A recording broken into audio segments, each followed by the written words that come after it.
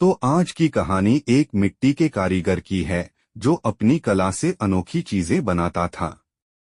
तो चलिए शुरू करते हैं कहानी मिट्टी की चीजें।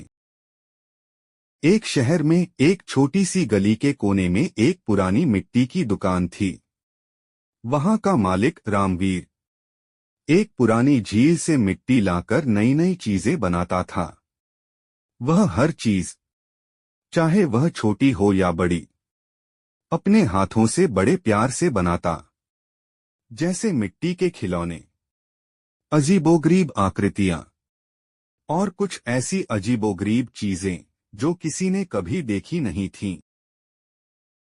एक दिन एक नया लड़का, मोहित, जो शहर में नया था, उस गली से गुजरा।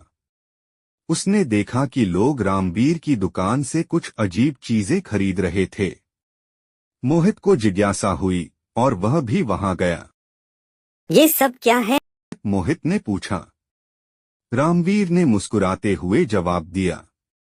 ये सब मिट्टी की देन है बेटा, बस देखने की नजर चाहिए।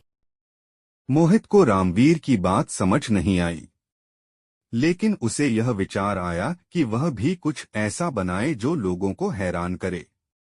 रामवीर ने उसे कुछ नहीं बताया, बस अपने काम में लगा रहा।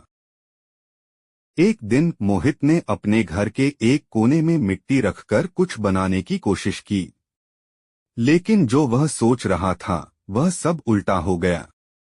मिट्टी गिर गई और उसे गुस्सा आया।